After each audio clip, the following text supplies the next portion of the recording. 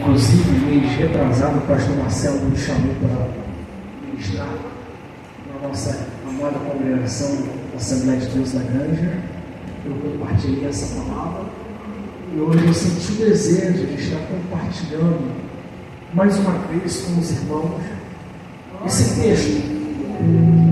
Quando a gente abre o livro do Evangelho de Lucas, o Evangelho de Lucas, ele relata a história testemunhada por alguns, ou visões oculares, de pessoas que Lucas procurou saber, esmiuçar e entender todos os feitos, ou a maioria, dos feitos, ou dos principais feitos por Jesus.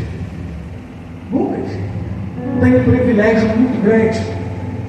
Qual é o privilégio do evangelista Lucas?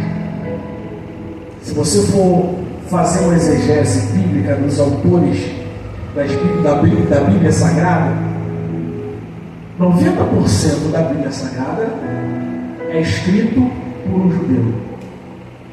Lucas, ele é privilegiado por escrever 2 livros e ele não ser judeu, e sim gentil. Não pertencia a nenhuma linhagem judaica. Lucas não andou com Jesus. Lucas, em seu olho popular, material, humano, ele não viu a Jesus. Possa ser que Lucas viu Jesus como Paulo viu, contemplou a glória de Cristo como Paulo contemplou. Mas o interesse de Lucas é levar a palavra aos gentios. Se você for olhar os 4 evangelhos, Evangelho de Marcos, Mateus, João e Lucas, a gente vai observar que o Evangelho de Lucas é um evangelho mais culto. Por quê? Porque a classe que Lucas queria impetrar o evangelho era uma classe de pessoas intelectuais, que eram os gentios, que tinham uma filosofia grega e um entendimento grego.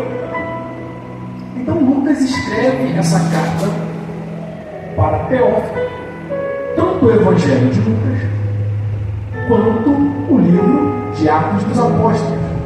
Há teólogos que dizem que Lucas e Atos dos Apóstolos é um livro só. Muito bem, mas é endereçada para uma pessoa que é Teófilo. Muito bem. Quando Lucas vai relatar o Evangelho, ele declara Jesus Cristo como um homem perfeito, um homem que não tinha falha, um homem que tinha um entendimento acima de qualquer entendimento humano. Portanto, se alguém aqui não leu, procure ler o Evangelho de Lucas. Você vai ver no Evangelho de Lucas várias parábolas. Quer dizer, Jesus ensinando o povo com uma sabedoria vinda do céu através de algo simples, que era a parábola. E fora isso, a gente vai ver que Lucas relata também, além da sabedoria que era aplicada por ele, o entendimento que era aplicado por ele, Lucas também relata milagres que eram feitos através das mãos dele. Aleluia. O milagre que era feito através de Jesus. O interessante é que fato de Lucas não ter visto, Lucas ele chegava, deixa eu usar, pastor, Lucas chegava para esse obreiro, esse pastor, e dizia assim na sua época: o que aconteceu com Jesus quando ele estava dentro do templo e ele curou uma mulher encurvada? Se ele viu o milagre que Jesus fez, ele contava para Lucas dizendo: ó, eu vi, eu contemplei o que ele fez, e o que ele fez foi isso. Lucas ia lá e anotava. Só que presta atenção, o Evangelho é a única religião fundamentada em verdade, em cima de verdade. Portanto, Jesus sempre falava assim, ó: na verdade, eu vos digo. Por que Jesus falava duas vezes na verdade e na verdade? Porque o Evangelho é a única religião em que testemunha não é uma pessoa, mas sim mais de uma pessoa. Aleluia. Vou dar uma prova para você. Lembra do monte na transfiguração de Jesus? Não foi somente um que viu, mas sim 3 que viram. Glória a Deus, aleluia. Lembra da morte e da ressurreição? Não foi um que viu, foram vários que viram. Então o Evangelho é incontestável, porque o Evangelho é fundado na verdade, em cima da verdade. Vamos lá?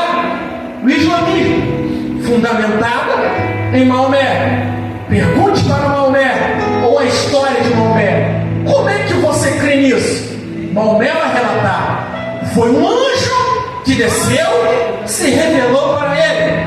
Essa é a história que somente Maomé viu e escreveu.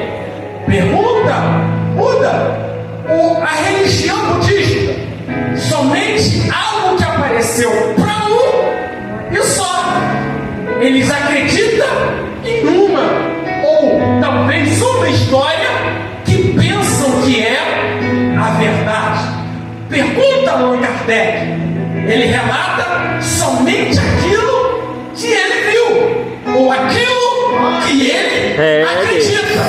Agora, Evangelho não. Pergunte para Pedro: eu vi. Pergunte para João: eu vi. Glória. Pergunte para Mateus: eu vi. Pergunte para Maria: eu vi. Oh, glória. Pergunte para Lázaro: eu vi. Pergunte, oh, glória a Deus, para Marcos: eu vi. Pergunte, oh, glória a Deus, aleluia, para André: eu vi. Aleluia. Pergunta para Tiago: eu vi. Oh, glória. Pergunte para Marta: eu vi. Pergunte para Maria Madalena: eu vi. Oh, glória. Pergunte para Estevão: eu vi. Oh, glória. Pergunte para Maria: eu vi. Alguém desmentiu o Evangelho. Não tem como. Por quê? O Evangelho é o poder de Deus manifestado para todos. Não tem como negar que Jesus não faz. Não tem como negar que Jesus não fez, porque Ele faz. Ele fez, Ele faz e continuará. Aleluia! Quantos acreditam nessa palavra nessa noite? Então Lucas, ele perguntava e ele relatava: realmente eu vi. Aí Lucas, para contestar mais ainda o seu texto, ele chegava para pastor Beto e dizia: pastor Beto, aquele irmão falou de uma história a qual Jesus fez. Pastor Beto era testemunha também ocular. Estou usando aqui de corrigir. Aí pastor Beto relatava. Aí Lucas dizia: não tem como negar, vou escrever. Aí Lucas escreveu a história. Aí quando ele escreve a história, a gente começa a falar em um dos relatos que Lucas escreveu no Evangelho de Lucas, capítulo 13, versículo 10. Que história é essa? Diz assim o versículo 10. E ele ensinava em uma das sinagogas. E ele ensinava em uma das sinagogas. Diga-se comigo nessa noite, sinagoga. Sinagoga. Só o pastor Marcelo que disse, diga mais forte, sinagoga. Sinagoga. O que é sinagoga? Se eu vou perguntar aos teólogos aqui nessa noite, pessoas que já estudaram muito a palavra do Senhor, vai dizer assim: sinagoga é um ambiente onde os judeus se reúnem para cultuar a Deus e para estudar a palavra de Deus. Sinagoga nada mais, nada menos é do que um ambiente de adoração, um ambiente de culto e um ambiente de aprendizado. Aí se eu for perguntar, Edmar, igreja, quem é que inventou a sinagoga? Eu tenho certeza que todo mundo vai dizer, foi os judeus que fizeram ou inventaram a sinagoga. Só que quando a gente estuda mais profundo, a gente vai entender que não foi os judeus que fizeram a sinagoga. Não. Quem fez as sinagogas, incrível que pareça, os teólogos, se tiver, vão rir. Incrível que pareça, quem fez as sinagogas foi Nabucodonosor. Nabucodonosor criou a sinagoga. Para quê, Edmar? Na época em que ele levou o povo de Israel cativo para Babilônia, ele criou as sinagogas. Para quem? Não para os judeus. Não foi somente para os judeus, foi para os povos a qual ele trouxe cativo. Porque ele não trouxe somente o povo de Israel e o povo da Judéia a cativo para a Babilônia. Ele trouxe várias nações circunvizinhas cativo para a Babilônia, sendo que cada religião ou cada povo tinha sua religião, tinha o seu culto, e Nabucodonosor respeitava isso. Então ele criou várias sinagogas, dizendo assim: essa sinagoga é do povo de Israel, e aquela outra sinagoga é do povo do Egito, e aquela outra sinagoga é do povo da Pérsia. Nabucodonosor dava essa liberdade para o povo cultuar ao seu Deus. Por que o povo de Israel, ou os judeus, aderiram à sinagoga? Porque o centro religioso da sinagoga do povo judeu era em Jerusalém. Lá era o culto, aonde prestava adoração, aonde tinha o templo de Salomão. Só que, pelo fato do povo ser levado a cativo, eles não tinham condições de ir para Jerusalém para cultuar em Jerusalém. Então o que eles fizeram? Montaram ou aderiram à sinagoga no período de Nabucodonosor. Ok. Depois de Nabucodonosor, depois de Ciro, depois de Alexandre o Grande, o povo de Israel se espalha por todas as nações até os dias atuais, até 2025. Se você for em São Paulo ou em alguns lugares do Rio de Janeiro, existe a comunidade judeu que tem a sinagoga aonde eles prestam culto. Por quê? Não tem condições de ir para Jerusalém. Vou dar um exemplo para vocês aqui nesse culto. Vou dar exemplo para vocês. Aonde é a nossa igreja matriz? Batilofés, longe, 4 horas ou 5 horas de viagem. Não tem condições de vocês irem lá. Aí o que aconteceu? Deus colocou no coração dos pastores de abrir essa igreja ou de construir essa igreja para vocês cultuarem ao mesmo Deus que está em Pati. Aleluia. É tipo isso aqui. O mesmo Deus que está lá é o mesmo Deus que está aqui. O mesmo Jesus que opera lá é o mesmo Jesus que opera aqui. O mesmo Cristo que nós estamos adorando lá é o mesmo Cristo que nós estamos adorando aqui. O mesmo Jesus que nós sentimos lá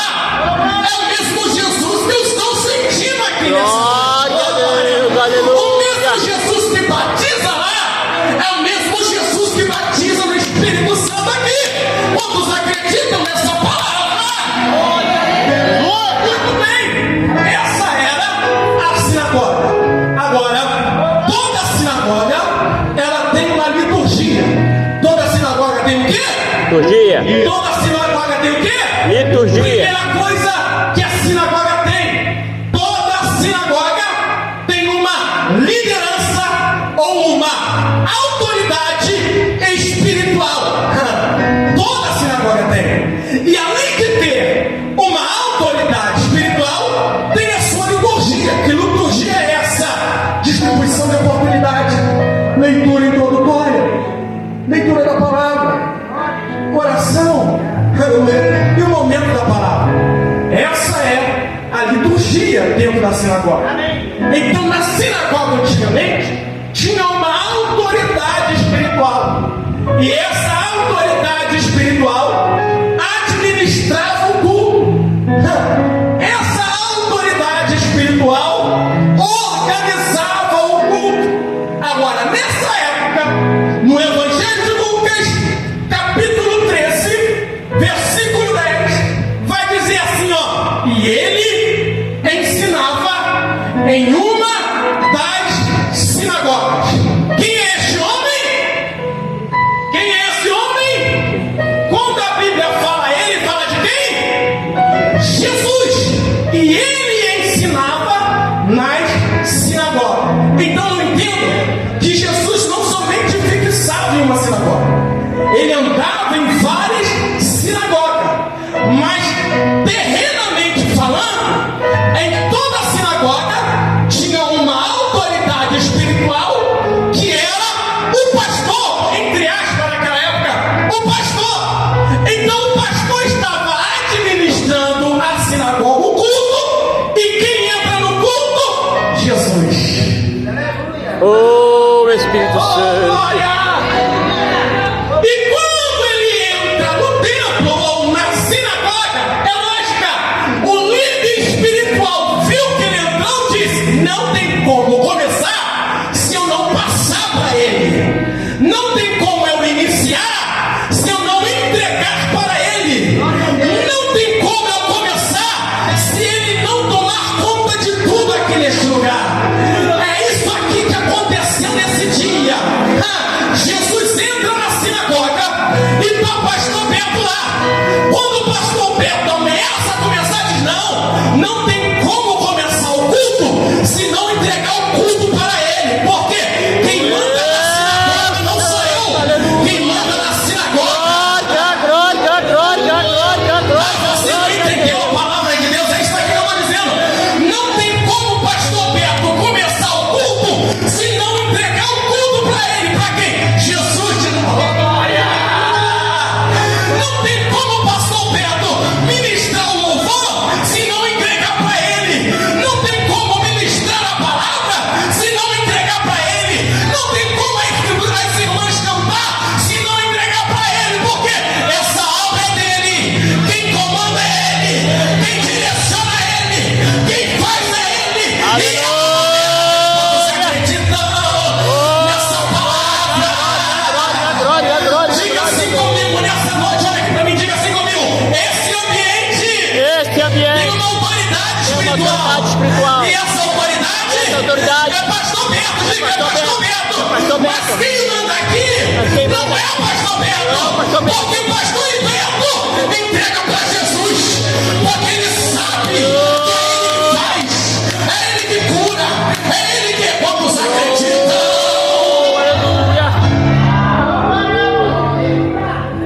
E ele ensinava em uma das sinagogas. Então, se ele ensinava, o que aconteceu aqui foi isso. A autoridade da sinagoga disse: não, se ele chegou aqui, esse lugar não é mais meu. Se ele chegou aqui, esse lugar é dele. Muito bem, versículo 11 vai dizer assim, ó: e lá estava uma mulher que tinha um espírito de enfermidade e fazia 18 anos que estava curvada e não podia de maneira alguma se endireitar. Olha aqui para mim. além de Jesus estar nesse culto, havia uma mulher. Agora, preste atenção. Que dia que era este culto? Era no Shabat. Shabat quer dizer sábado. Então, os judeus, na sinagoga, eles faziam aproximadamente, no mínimo, 3 cultos na semana. 3 cultos na semana. Mas o culto que era primícia do povo judeu era o culto de sábado. Esse culto era primícia. Vamos trazer para os dias de hoje. Qual é o nosso culto? Na primícia, nos dias atuais. Claro, domingo. A gente adotou o quê? O domingo é do Senhor. O domingo é do Senhor. Claro que a gente sabe que todos os dias é do Senhor. Mas o domingo é manhã de consagração, manhã de escola bíblica dominical, tarde de visita ou tarde de evangelista e noite de culto. Isso é normal dentro do segmento cristão. Muito bem, essa mulher está no culto de sábado. A Bíblia diz que essa mulher tinha uma enfermidade. Sabe há quanto tempo? 18 anos. O texto não vai dizer que ela era enferma de nascença. O texto vai dizer que com o passar do tempo, um espírito de enfermidade entrou nela. E que enfermidade era essa? Ela era encurvada. Então olha para mim, se ela era encurvada, pastor Beto, há 18 anos antes, ela entrava no mundo como? De cabeça em pé, de corpo erguido, porque a saúde dela era perfeita. E eu entendo que para essa mulher estar no culto, pastor Marcelo, em pleno sábado, eu entendo, pastor Beto, que essa mulher, ela era crente. Eu entendo que essa mulher, ela participava de tudo na igreja. Essa mulher, Deus. ela tomava ceia. Essa mulher participava do círculo de oração. Essa mulher participava da mocidade. Essa mulher ajudava na cantina. Essa mulher poderia até subir monte, poderia até se consagrar. Mas presta atenção, o diabo achou uma brecha nela. E que brecha foi essa? Colocou uma seta nela. E com o passar do tempo, ela começou a se encurvar. Quando eu leio na Bíblia encurvar, eu entendo o seguinte: ela entrava na igreja em pé, tranquila, erguida, mas com o passar do tempo, ela estava assim, encurvada, de cabeça baixa, olha, com peso no corpo, sem direção, sem rumo. Deixa eu falar uma coisa para você. Quantos crentes que se dedicam à obra de Deus, faz a obra de Deus, faz tudo com excelência na casa de Deus, mas está como essa mulher, como Edmar, encurvada. Encurvada. Quando se fala de encurvado, quer dizer seta. Quando fala de encurvado, é enfermidade espiritual. Quantas pessoas estão dentro da igreja com problemas, encurvado na casa do Senhor? Mas olha para mim, que você vai se animar no que eu vou dizer. Fique tranquilo, da mesma mulher, do mesmo jeito que essa mulher estava, você pode estar. Mas eu tenho uma notícia boa nessa noite. Aleluia. Que notícia boa é essa? No versículo 10 vai dizer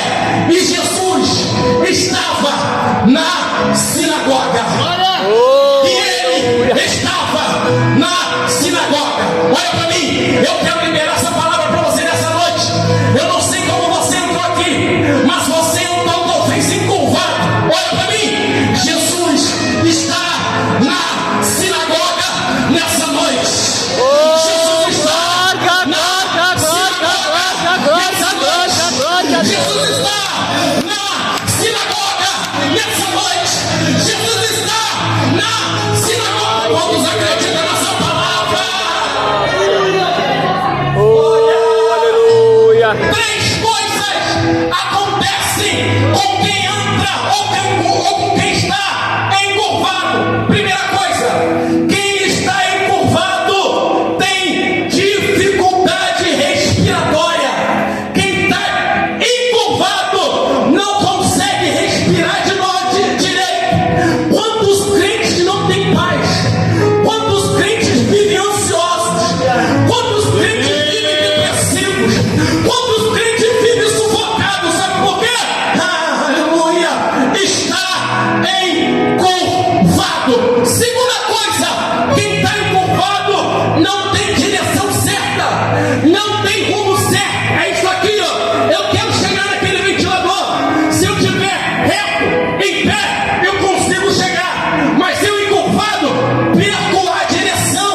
Não tenho uma direção certa para conseguir chegar. Quantos crentes têm sonhos, têm projetos, têm alvos, querem alcançar, querem ter, querem conseguir, mas não conseguem porque está encurvado.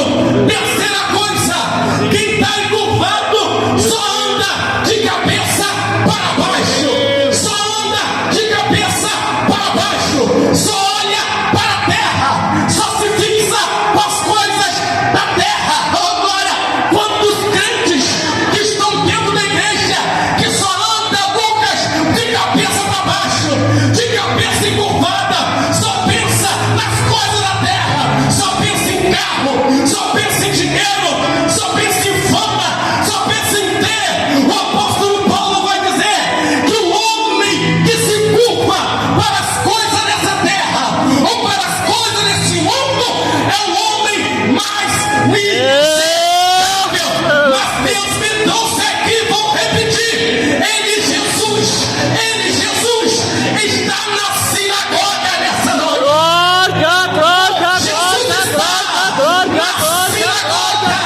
Nesta noite, agora olha para mim, mesmo ela encurvada, mesmo com problema, mesmo de cabeça baixa, mesmo sem paz, mesmo sem direção, a mulher está onde?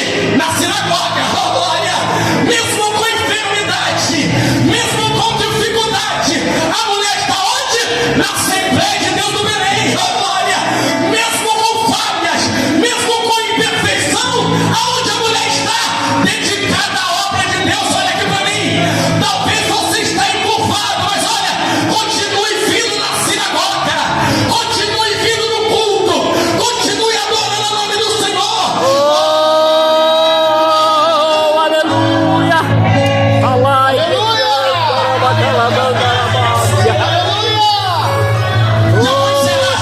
Mesmo com batalha espiritual, mesmo com dificuldade, quanto tempo ela está enferma? 18 anos enferma, mas mesmo enferma, está no culto. aleluia. Mesmo enferma, está adorando. Mesmo enferma, está glorificando. Mesmo enferma, está participando. Mesmo enferma, está vindo EDD. Mesmo enferma, está vindo culto de doutrina. Mesmo enferma, está no culto à noite. Mesmo enferma, está evangelizando. Mesmo enferma, está subindo o monte. Levante tua mão que eu quero profetizar. Levante tua mão. Talvez você esteja como essa mulher, mas a sua dedicação a essa igreja vai resultar no mover de Deus sobre a tua vida nessa noite. Quantos acreditam nessa palavra? Aleluia. Deixa ela olhar para mim. Aquela mulher estava endemoniada? Não estava. Ela estava manifestando algum demônio dentro da igreja? Não. Deixa não faz. Jesus, ao dizer isso, está dizendo assim: ó, o diabo achou uma brecha e colocou uma enfermidade. Agora deixa eu conjecturar aqui. O diabo colocou uma enfermidade para encurvar, quer dizer, humilhar ela. Mas mesmo humilhada, ela está na sinagoga. Aleluia. Glória! Glória! Mesmo humilhada, onde ela está? Na sinagoga. Poderia ir para o botequim, poderia ir para o bar, poderia ir para o cinema, poderia ir para vários lugares jovens, poderia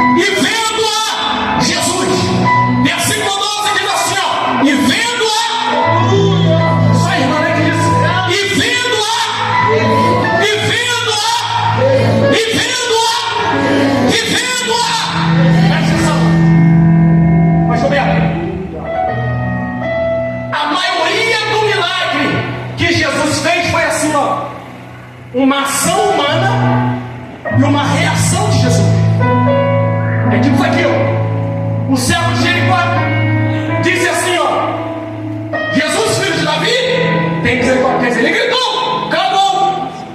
O leproso, quando viu Jesus descer do monte, se prostrou e adorou. A mulher do fluxo de sangue, se eu somente tocar nas obras, aleluia, ficarei curado. Então olha só, ação humana, uma reação de Deus, clamor humano e uma resposta de Deus. Agora vem para mim. Pastor, nesse texto, pastor Beato, nesse texto, pastor Marcelo, você não vai ver a mulher clamando por Jesus.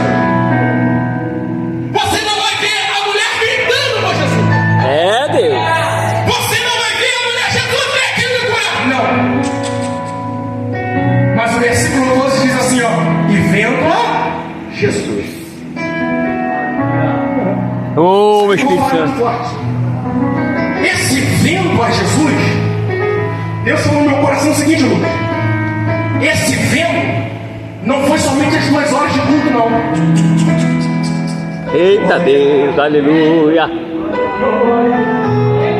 Esse ver de Jesus foi o seguinte: Jesus olhou para ela e disse: 18 anos, enfermo, mas está no culto. 18 anos, enfermo, está me adorando. 18 anos, enfermo, fiel à igreja. 18 anos, enferma, fiel ao departamento. 18 anos, enferma, fiel ao pastor. 18 anos, enferma, fiel à liderança da igreja. Quando Jesus olha para ela e diz assim, ó: a fidelidade dela a essa igreja vai resultar no milagre. Deus. Sua vida toda. Aleluia. Levante a mão que eu quero profetizar sobre a tua vida. A tua fidelidade a essa igreja, a tua fidelidade a Deus, a sua fidelidade à obra de Deus, a sua fidelidade à mesa do Senhor vai resultar na resposta de Deus sobre a tua vida nessa noite. Vamos receber essa palavra no teu coração nessa noite. Aleluia.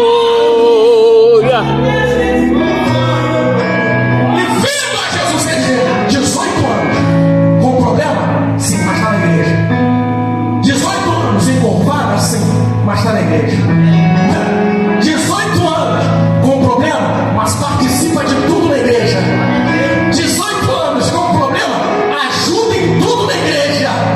18 anos com problema, faz parte de tudo na igreja. Até aquilo que o pastor Pedro não pede para fazer, ela faz ou ele faz. Ei, Jesus está te vendo nessa noite. Oh, aleluia! Jesus está te vendo nessa noite. Você diz amém? Aí, olha o que diz o versículo 12. E vendo a Jesus, chamou a si.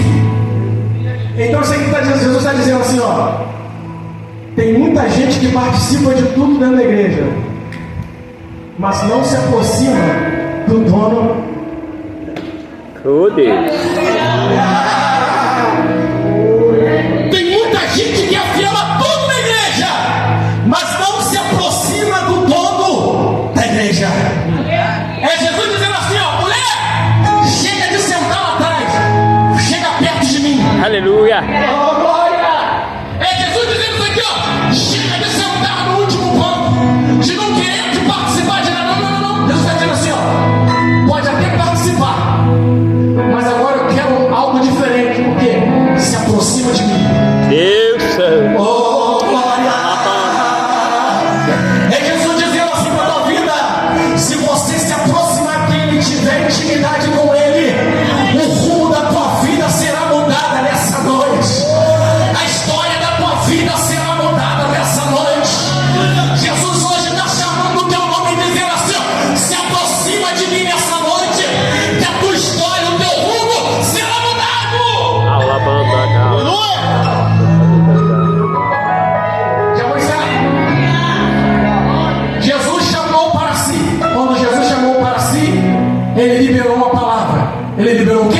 Palavra. Ele liberou o quê? Uma palavra. Todo mundo que se aproxima dele, sempre vai haver uma resposta vindo dele. Glória. Quando a mulher se aproxima, Jesus libera a palavra. Quando libera a palavra, ele diz assim: mulher, tu estás liberta. Aleluia. Oh, glória. Mulher, tu estás liberta da tua enfermidade. Versículo 13. E ele, Jesus, impôs as suas mãos. Levante a mão. A mão do Senhor está imposta sobre a tua vida nessa noite. A mão do Senhor está imposta sobre a tua casa nessa noite. Deus está dizendo ao meu coração que haverá mudança de rota na tua vida nesta noite. Quantos acreditam nessa palavra, diga amém. Amém.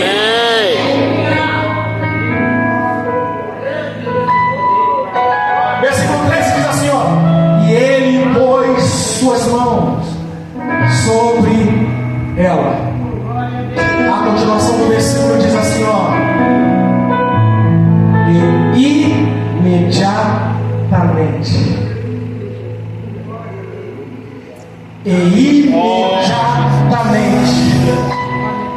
ela se endireitou. Eu encerro aqui dizendo assim, ó: tem gente que fala assim, ó: durante 7 dias, daqui a um mês, daqui a alguns dias, Jesus vai fazer na tua vida. Deus me trouxe 4 horas de viagem nesse culto para dizer: não vai ser 5 dias, não vai ser um mês, não vai ser daqui a uns meses, não. As irmãs já estão com a mão levantada, já estão entendendo. O jovem lá também já levantou a mão, o varão já levantou. Não vai ser daqui a algumas horas, não. Aleluia! Não, não, não, não, não.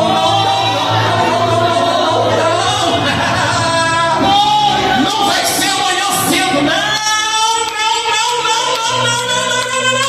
Jesus está na sinagoga.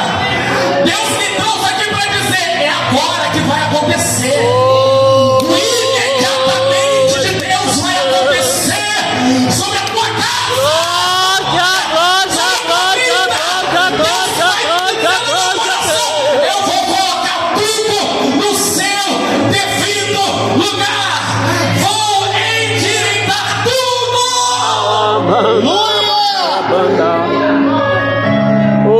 Espírito Santo.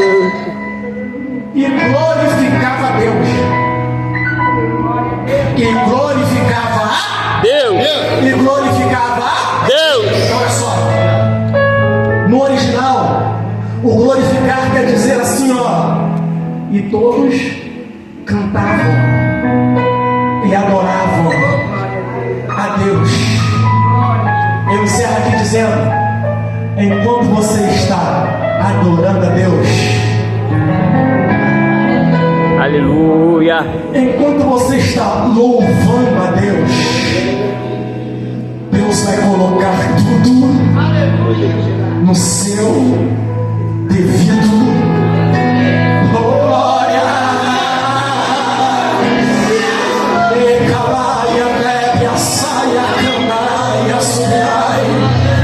O imediatamente de Deus está acontecendo nesse culto, nessa noite. É hoje. É hoje. Lembra que eu falei? 3 coisas acontecem com quem anda encurvado. Primeiro, não tem direção. Segundo, não tem paz. Terceiro, anda de cabeça baixa. O imediatamente está acontecendo essa noite. Deus está dizendo: a paz vai voltar para a tua casa e para a tua vida nessa noite. A paz vai voltar para a tua família nessa noite. Oh, aleluia. A tua casa será um ambiente de paz. Melhor. Você será um ambiente de paz. Em você vai habitar a paz que excede todo entendimento. Glória a Deus. Segunda coisa, lembra que eu